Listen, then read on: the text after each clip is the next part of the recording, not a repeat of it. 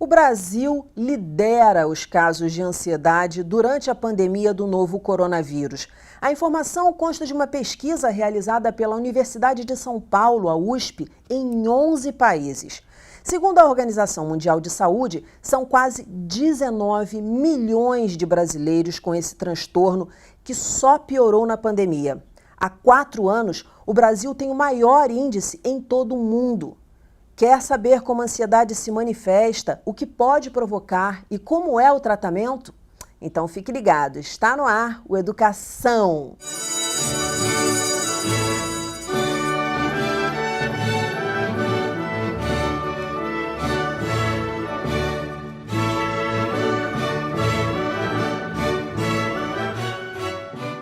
Minhas convidadas são a escritora e professora de expressão vocal que sofre de ansiedade, Liana Ferraz, a médica especialista em psiquiatria, Clara Cunha, e a psicóloga especialista em prevenção ao suicídio, Ana Flávia Lima. Muito bem-vindas ao programa. Liana, já vou começar porque o assunto é muito importante, o programa passa voando. Como é que você detectou os primeiros sintomas de ansiedade? Oi, tudo bem, gente? Olá. Eu acho que os primeiros sintomas de ansiedade, eles não são chamados de ansiedade, né? Eles, de alguma maneira, eu retomando aqui, eu sinto que eu sempre tive uma ansiedade, só não sabia que tinha esse nome e não sabia que eu estava tão acompanhada, assim, de outras pessoas, né?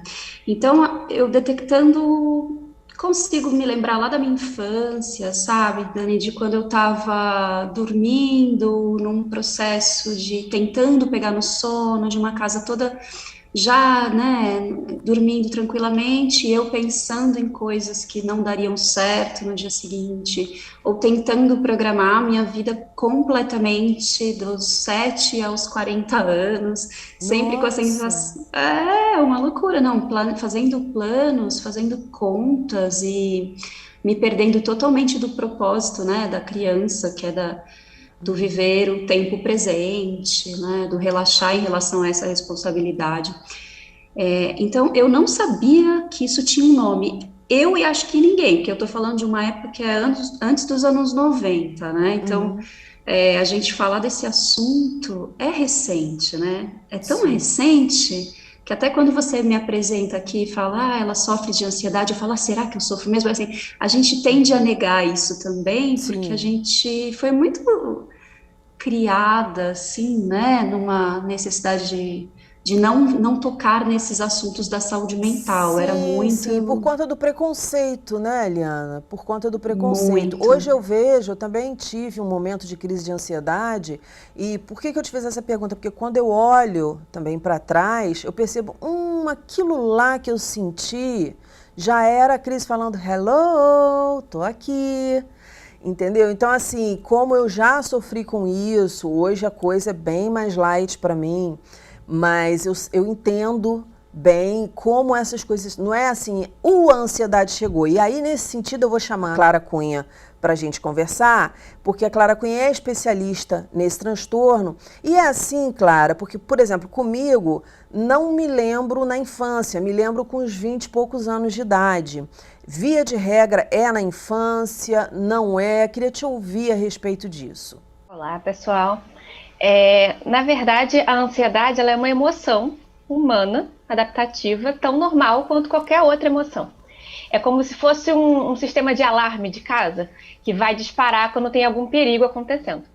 O problema é que ela se torna um problema quando ela começa a disparar quando está ventando, quando está passando um passarinho, chovendo, com coisas normais do cotidiano. Então, a ansiedade em si, a emoção, a ansiedade, ela está presente na vida de todo mundo, na idade, na adolescência, na vida adulta, e é importante que ela esteja, porque ela é uma emoção adaptativa. Foi por ela existir que o homem das cavernas chegou até aqui hoje, porque ele Uhum. conseguiu pensar no potencial perigo de um leão no meio da savana, porque ele conseguiu prever algum potencial perigo. Então, ela é uma emoção e quando ela está um pouquinho alta, mas não alta demais, ela até nos ajuda, ela nos torna mais eficientes, ela nos faz nos preparar. Então, ela é importante. O problema é quando a gente perde o controle sobre ela, quando ela começa a dominar a forma como a gente vê o mundo, quando a gente começa a ter distorções cognitivas, que são formas disfuncionais de pensar, de interpretar a realidade, quando você começa a ter sintomas físicos, e aí uma emoção que estava ali para te ajudar, que não é para você acabar com ela começa a se tornar um transtorno e atrapalhar bastante a sua vida. Não, achei muito interessante isso que você falou. Por quê? Porque os sentimentos, né, a raiva, se você canaliza ela para uma coisa, né, ai, tô com uma raiva desse negócio, vou fazer esse negócio direito, né, do que, tô com raiva de fulano ou cicrano, vou atingir, vou magoar. Então, assim, todos os sentimentos, eu, na minha visão de leiga, mas pelo que eu já vi da vida, já ouvi de especialistas, podem ser benéficos, depende de como você canaliza esses sentimentos. Agora, vamos supor, uma coisa, por exemplo, que ocorreu comigo. Não tinha motivo aparente. Não tinha nada assim, aconteceu isso. Mas aquela sensação de nervosismo, aquela sensação, sabe, de pescoço duro, de borboletas, muitas borboletas, não só poucas, mas muitas borboletas no estômago. Então, eram os meus sintomas. E eu queria ouvir de você isso, porque muita gente pode também ter passado por essa situação. Poxa, eu não consigo detectar agora o que foi, qual foi o gatilho. E rola muito isso, você vê muito isso, pelo que você tem estudado. É extremamente comum as pessoas falarem que, mas a minha crise de ansiedade veio do nada. O do nada é a impressão que a gente tem, mas a ansiedade nunca vem do nada. Primeiro que ela já está ali com você, ela é uma emoção, como a gente já conversou. E segundo que o nosso corpo e a nossa mente vai dando sinais. Só que na maioria das vezes a gente está muito ocupado, a gente não está prestando atenção nesses sinais. Verdade. Então a gente não tem tempo para isso. Então você começa a dormir mal, aí você fala, não tem tempo para isso. Aí eu vou tomar um remédio para dormir melhor, ou eu vou fazer alguma outra coisa. Você começa a ficar com o músculo tenso, e você toma um remédio para relaxar, ou você procura um acupunturista, tá resolvido, vou trabalhar.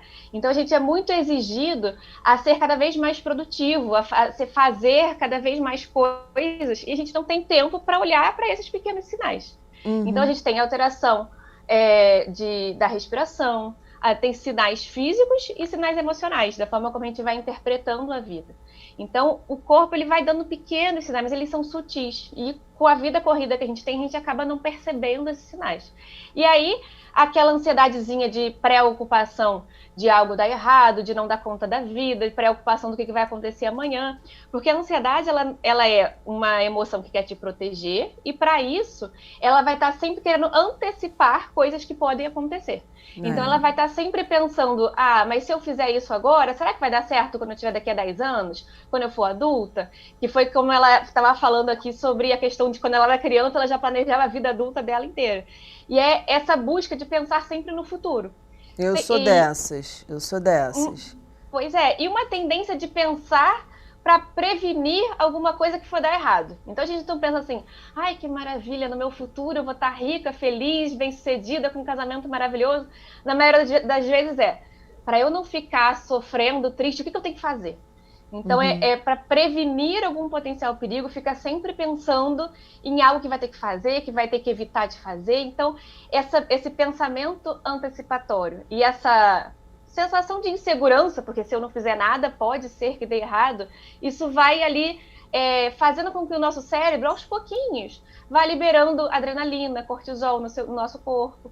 E aquela adrenalina e cortisol, no momento que é necessário, são ótimos. No momento que você precisa, por exemplo, fazer uma entrevista de emprego amanhã, que você vai ter uma apresentação importante, é importantíssimo que a sua adrenalina fique um pouco mais alta para você se preparar para aquela entrevista, para você estudar. Até emanar aquela energia produtiva, né, de desejo daquela coisa que está buscando, um emprego, enfim. Para você ter uma energia ativa de fazer e de acontecer. A questão é que se você fica tão ansioso, essa energia fica tão alta que chega na hora da entrevista de emprego, dá um branco, você não lembra mais o que você queria falar, você começa a tremer, a suar e não consegue fazer a entrevista.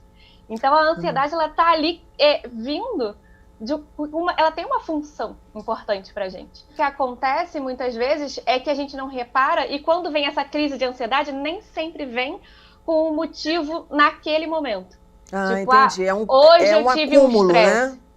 Exato. Pode ter um gatilho naquele momento, pode ter um estresse no trabalho, na família, mas nem sempre tem alguma coisa naquele momento que surge a crise. Pode ser algo que veio sendo construído e às vezes um simples gatilhozinho. Ah, tive uma briga trivial com meu marido. Pode ter sido um gatilho para uma coisa que já acumulava antes. Perfeito, perfeito. Aí dá pra gente entender por que a gente tem essa sensação de, caramba, do nada aconteceu isso. Ana, eu vou te chamar para conversa. Eu queria que você me dissesse como é que é o tratamento. No seu consultório, você vê mais crianças ansiosas, mais adultos ansiosos? Esse início sempre tem uma referência com a infância, na maioria das vezes. Eu falo maioria das vezes porque nós somos diferentes, né? O ser humano é tão complexo. Mas se você pudesse fazer ali uma média, em que momento da vida, geralmente, a ansiedade começa a dar os primeiros sinais? O transtorno que eu quero dizer. Então, a gente fala que a ansiedade não é somente psicológica, né? Um dos fatores, mas existem fatores biológicos, fatores sociais, o histórico de vida, o histórico familiar daquela pessoa, né? Mas, no geral, quando a gente olha para esses fatores psicológicos mesmo, não existe uma idade. Aqui no consultório mesmo eu atendo, na maioria das vezes, adultos e adolescentes, mas a gente percebe adolescentes, assim, com casos gravíssimos de ansiedade já, né? Até porque quando você fala caso grave, aí eu queria que você desse exemplo, você não precisa dizer idade, nada disso, nome, nada disso. Até porque você já atendeu muitas pessoas. O que a gente chama de um caso grave? Um caso grave é quando a gente fala que a ansiedade paralisa e traz muitos sintomas. Então, uma coisa é você sentir a ansiedade vindo para te proteger, porque você está sentindo que está num momento muito difícil da sua vida e tal, ou que você precisa resolver alguma coisinha, né? Aquilo que a Clara estava falando. Agora, é um problema quando a criança está dormindo, o adolescente, o adulto, está lá dormindo e acorda com o coração ali palpitando, tá sem uma sensação de falta de ar, desespero, medo, pânico, tá na rua, tá sentindo aquele desespero, tá em casa fazendo qualquer coisa e vem aquela sensação de que não tá conseguindo andar, não tá conseguindo fazer nada. Então, se mexer mesmo, a questão até de se movimentar na vida, fisicamente, de uma forma concreta. É paralisante, exatamente. E assim, na verdade, por conta de todo esse tabu que a Liana estava comentando, né, as pessoas demoram para procurar ajuda. Então, geralmente, para a gente, né, acredito que na psiquiatria também, chegam quando as pessoas já estão com casos, assim, paralisantes. Não chega quando está começando, né, dando aqueles sinaizinhos que a gente ignora. Chega já quando já tentou, já deu, já tentei acupuntura, já tentei fazer qualquer outro, um yoga, meditação, e não tá dando, não sei mais o que fazer. Daí sim procura ajuda psicológica e psiquiátrica.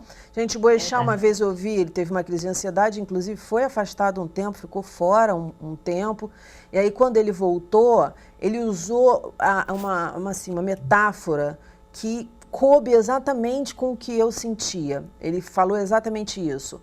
Parece que você vai puxando um elástico, puxando elástico, puxando elástico, puxando elástico. E sabe quando você solta e o elástico não volta, o elástico enrugado assim, já tá velho, não faz mais...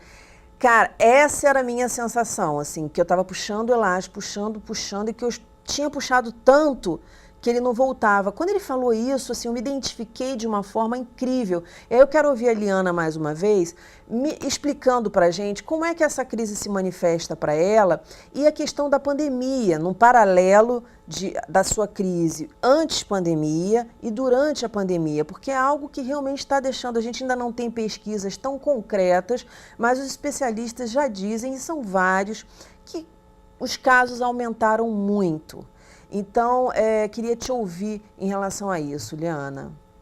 Olha, eu tenho a imensa sorte, não sei se é sorte, né, ou, enfim, aconteceu comigo, de eu ter começado a fazer um tratamento e de eu já estar muito atenta a isso antes da pandemia, porque se eu não tivesse, eu não sei de verdade como é que eu ia estar.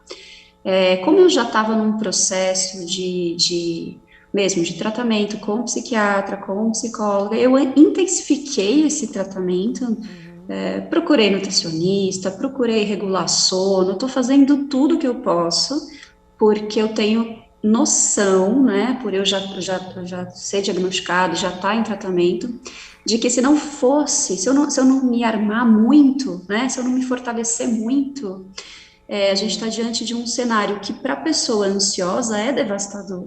Sim. Porque a ansiedade, ela quer que você controle, então não é só um planejar, é um planejar e ter o plano B, C, D e E, para nada dar errado na sua vida, né?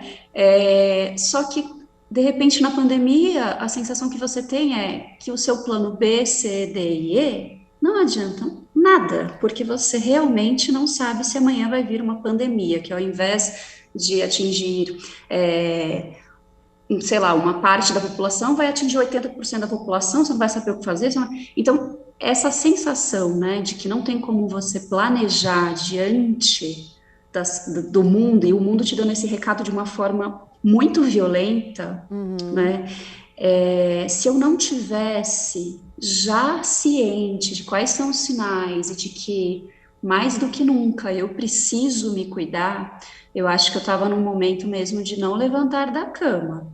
Eu sou professora, né? Acho que é importante também eu dizer que essa relação que eu vejo nos meus alunos em relação à pandemia, essa relação entre pandemia e ansiedade, eu consigo perceber muito nitidamente a diferença e o lugar muito perigoso que a gente está mesmo nesse momento, em relação Você aos percebe isso nos seus adolescentes. alunos, uma ansiedade muito grande, que você já, pela tua experiência, pensa assim, isso pode ser um transtorno?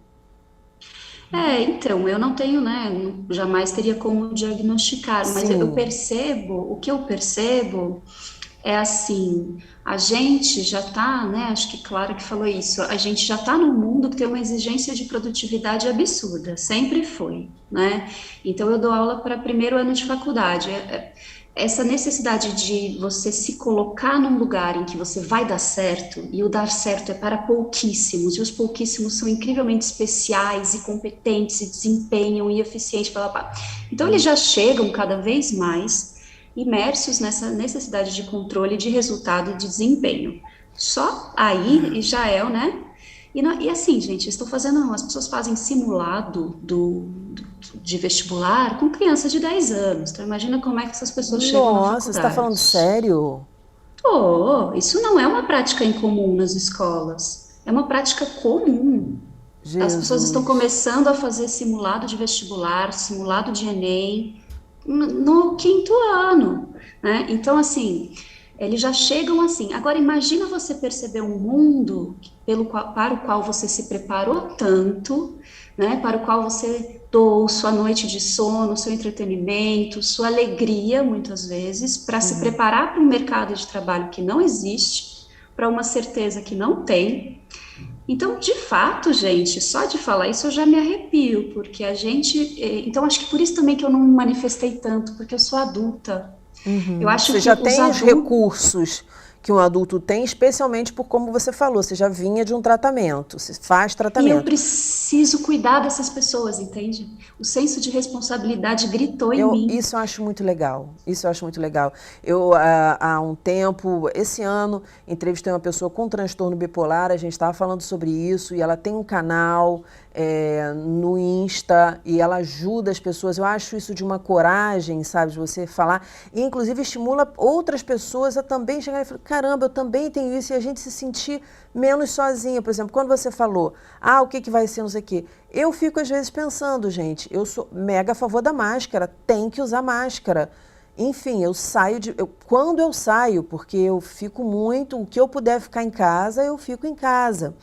E eu fico pensando assim, passa pela minha cabeça, gente, será que a vida inteira eu tenho que usar máscara?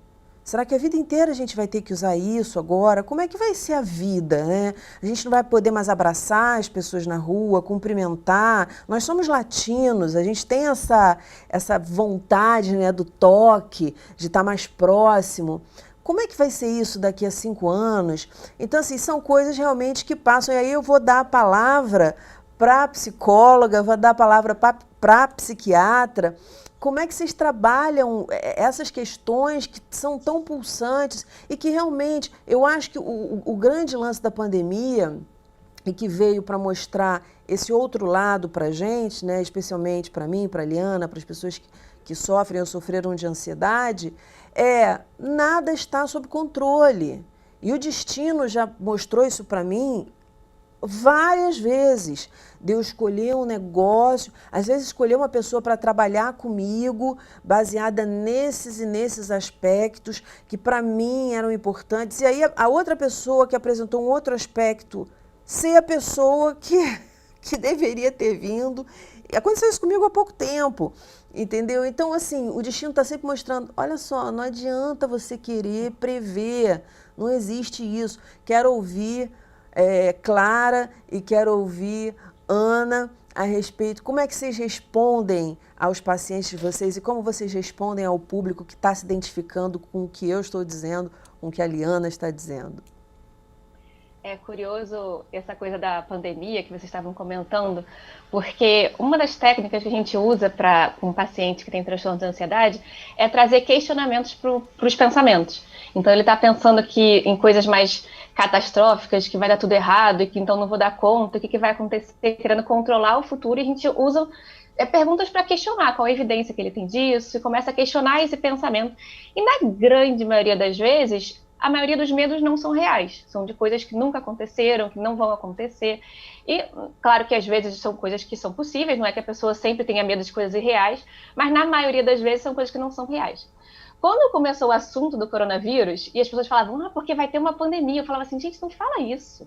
Eu estou aqui tentando ajudar meus pacientes a ver que nem tudo que a grande maioria não é real, e você me traz uma pandemia, não está me ajudando.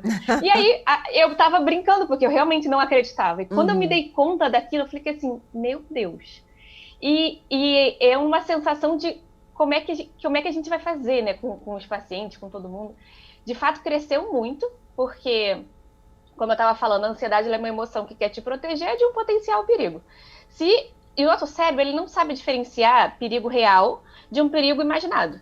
Então, se você está em frente a um assaltante, seu cérebro vai jogar uma reação para o seu corpo. Se você acha que você está de frente para um assaltante, a reação que seu cérebro vai jogar para o seu corpo é exatamente a mesma. Então, imagina quando você sabe que por aí tem um vírus que pode te matar quem você ama, que pode, como a própria Eliana falou, de repente virar uma pandemia que 80% da população mude. Então, essa é uma coisa que foi gatilho para muita gente que até então estava lidando bem com aqueles sintomas ansiosos. Tinha ali sintomas ansiosos, mas estava administrando de outras formas, com outras técnicas, mas isso foi um gatilho muito forte. E o que eu falo sempre é isso que você estava falando agora, que a pandemia veio jogar na nossa cara que a gente não tem controle nenhum sobre nada, que a gente está veio tudo nos absolutamente fora de controle. Exatamente. E veio para trazer para a gente a pensar sobre os imprevistos. A vida vai ter imprevistos todos os dias, o tempo todo. Às vezes pequenos imprevistos, às vezes imprevistos significativos. E que a gente é plenamente capaz de lidar com eles. Estamos todos aqui um pouco ansiosos, todo mundo ficou. Está todo mundo aqui conversando agora, assim, todo mundo não, porque a gente teve bastante perda, obviamente.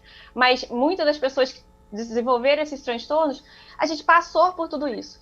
Então é a gente começar a ver que, olha, eu fico com esse sentimento, mas eu tô aqui. Eu passo por ele, eu consigo lidar com os imprevistos, eu não tenho controle sobre isso e dá para lidar sem esse controle. A sensação a busca pela certeza, a gente começa a parar para olhar para dentro e ver que não precisa de tanta certeza assim. Mas uma coisa que eu quero complementar, que é muito importante, é que a gente está falando sobre a forma como a Liana estava lidando, eu estou falando sobre a gente pensar sobre o controle, sobre a certeza, mas é muito importante deixar claro que a pessoa que tem um transtorno de ansiedade nem sempre, na grande maioria das vezes, não vai conseguir racionalmente entender isso que a gente está falando aqui. Porque quem está em casa pode muito bem estar vivenciando um transtorno de ansiedade e gera uma sensação de que só ele não consegue pensar como a Liana está conseguindo, não ter a busca pelo controle, a busca pela certeza. É comum a gente ver alguém que já teve transtorno e superou e falar, ela consegue, eu não, porque para mim não tem como. Isso é uma das distorções cognitivas, distorções de pensamento que o transtorno de ansiedade traz. Se fosse fácil da gente controlar, não seria transtorno. Exatamente. Então, a Não, e gente... não existiria analista, né? Não existiria psicólogo, porque a gente conscientemente muitas vezes tem ideia de onde que a gente peca, quais são os nossos gatilhos, mas é o ressignificar. E para ressignificar tem que falar muito, gente, tem que falar muito. Eu faço análise há muitos anos e eu sei como é esse processo. Mas o que que vocês dariam, por exemplo, Ana, daria de dicas para as pessoas a respeito disso? Porque eu tenho assim, o que que eu penso hoje, né? E isso, outro dia eu estava fazendo uma live, fui convidada para uma live e contei essa história. De ouvir do Carlinhos de Jesus, num programa meu do YouTube, que é o Histórias que Ensinam. Eu fui fazer uma entrevista com ele perdeu o filho, ele contava a história. Ele terminou com uma frase assim, se Maria perdeu o filho dela, porque eu não poderia perder o meu. Então, isso eu trouxe para a minha vida no seguinte sentido: se as outras pessoas passam por vários problemas e esses problemas são humanos e elas superam ou sofrem, ou enfim, elas estão ali, por que eu não sou capaz de fazer isso também? Eu não sou melhor do que ninguém.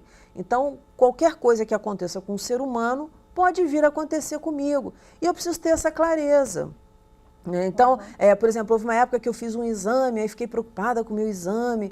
Aí eu conversando com uma amiga minha, falei, olha só, não tem como abrir um zíper desse corpo e sair correndo. Então, assim, eu tenho que encarar. Claro que é muito mais fácil falar do que sentir, e eu também, como disse para vocês, tenho um histórico de escuta.